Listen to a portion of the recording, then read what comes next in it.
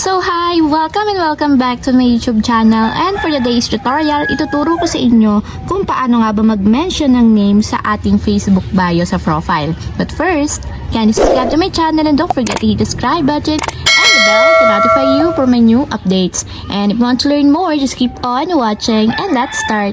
So ayan, for today's video, gagamit tayo ng Facebook application. So ayan, i-open ko na yung aking Facebook account and pumunta tayo sa mismong timeline or profile ng Facebook. Then dito sa mismong timeline or profile, itap natin yung edit profile para makapag-create tayo ng ating bio. Then scroll down lang natin and hanapin natin dito yung bio. So ito yung bio, tap lang natin yung add. And then dito, pwede na nating ilagay yung bio na gusto nating ilagay. So since nga, magme-mention tayo ng name, ang unang-una kong ituturo sa inyo is ganito. So ang next step natin is pumunta lang tayo sa Facebook profile ng gusto nating ilagay na mention. So ang gagamitin ko na lang is account ko, ang i-mention ko dun sa aking isang account. So para ma-mention natin itong isang main account ko, ang gagawin nyo lang is hahanap tayo dito ng post. So for example, itong post na to, so ang gagawin nyo lang is ikakopy nyo yung link ng kahit anong post niya sa kanyang timeline. So for example, ikakopy ko yung link. Then nakopy ko na yung link. Then after nyan, balik tayo dun sa ating Facebook bio. So ayan, dito natin ipipaste sa pinakang bio. So paste lang natin yung kinopy natin na link dun sa Facebook post kanina. Then after yung makopy, tatanggalin lang natin yung mga letters. So ayan, ipapakita ko sa inyo kung ano lang yung mga dapat tanggalin. So mostly mga letters muna yung tatanggalin natin. So ayan, tatanggalin natin yung nasa unahan and itong nasa may last. Tatanggalin lang natin.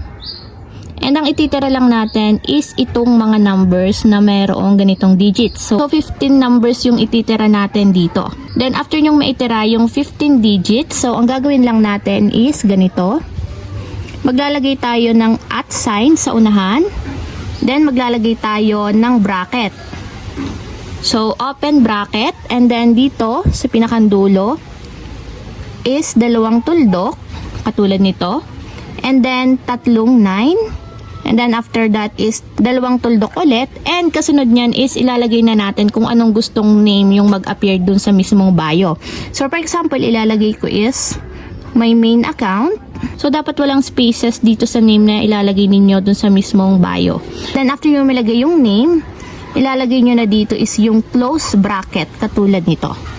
Then kapag okay na at ganito na yung itsura ng inyong bio, isave na natin.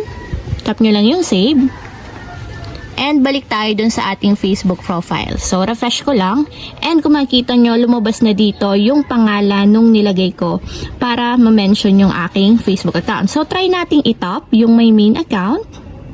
And kung makikita nyo, automatic nag-direct siya dito sa inilagay kong mention. So ito yung aking main account. So ayun lang guys, ganun lang kasimple kung paano nga ba mag-mention ng name sa ating Facebook bio. If you have a question, can you comment down below and don't forget to hit the subscribe button and the bell to notify you for my new updates. And thank you for watching! Living life, every day, late at night, not okay.